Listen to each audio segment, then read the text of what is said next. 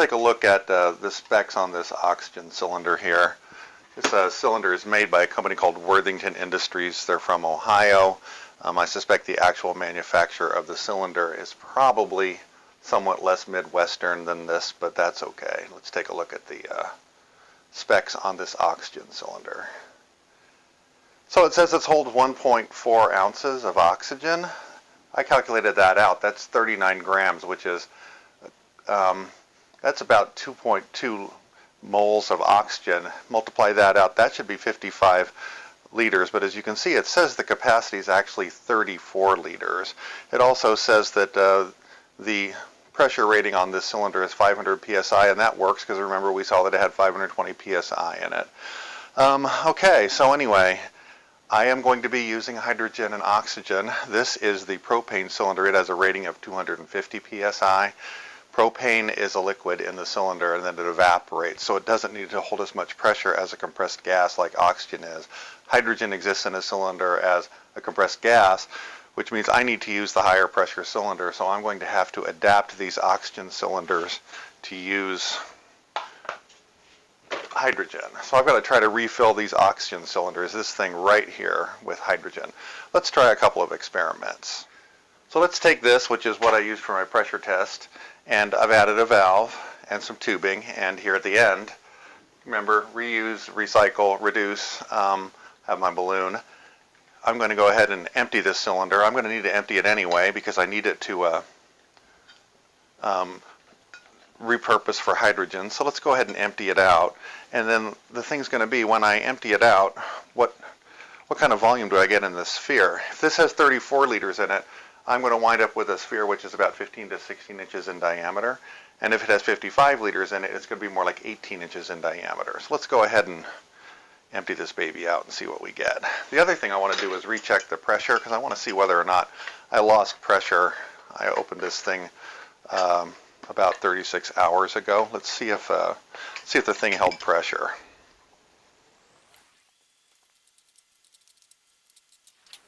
So it did. It's still at 520.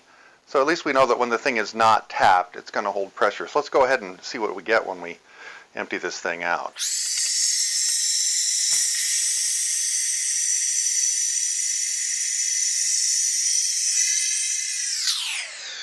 That was kind of fun.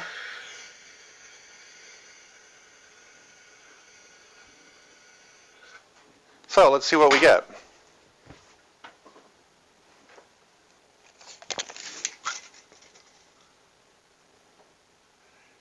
It's about 14 by 17. In fact, what I can do actually, I have a measuring thing right here. Let's measure it against the table.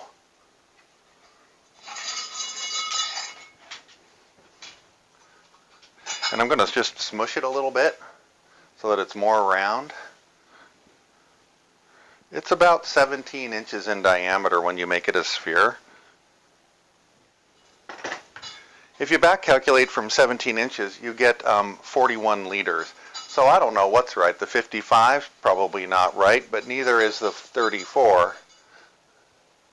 Yeah, that's a good 17-inch diameter. So anyway, let's move on. I don't really know what to do with this oxygen. I suppose I could huff it. It seems to have worked for Michael Jackson, but I think what I'll do is probably just let it go. You may think I'm a little obsessive about this, but I still want to know how much hydrogen I can put in this cylinder safely. You know, I calculated 55 liters based on 1.4 ounces of oxygen in the cylinder, but the cylinder is rated for 36 liters. But then when I did the balloon diameter, I came out with 17 inches, which equates to a volume of 41 liters. So frankly, I've got three different numbers. I do know that the full pressure of this thing was 520 psi, which is 35 atmosphere. So if I know the volume of this cylinder, then I can multiply that by 35 and I can know how much I can put in this cylinder. The real problem, of course, is I could measure it, but it's not even, so it'll be an approximation.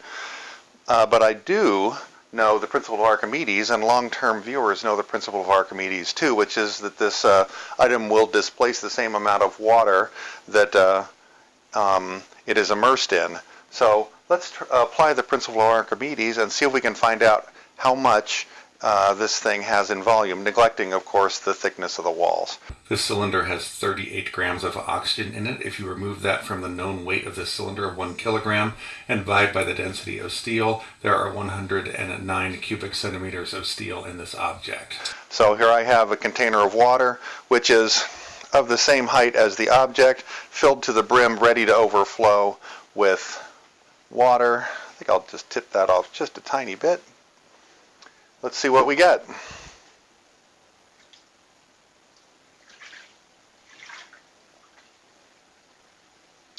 I'll link to my original Archimedes episode in the notes.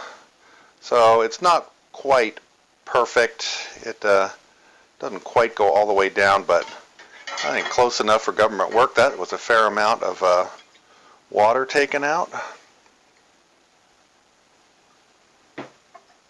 So let's measure this and see what we get. We don't need it to the gram. We could always weigh it, but we'll just put it in this.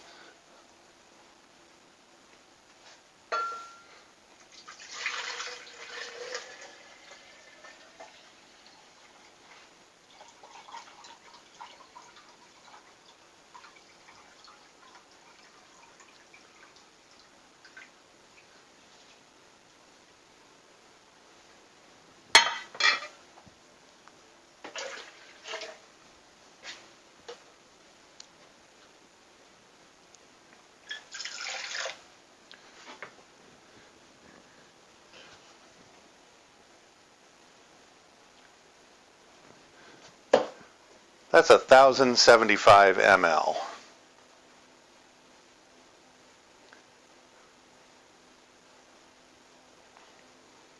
That is 37 liters.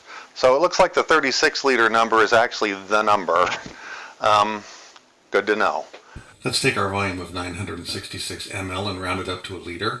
Multiply that by 35 and you have 35 liters in the cylinder. Of course, you can't deliver the last liter because the device is down to standard pressure, so the delivered volume is 34 liters. Who knew?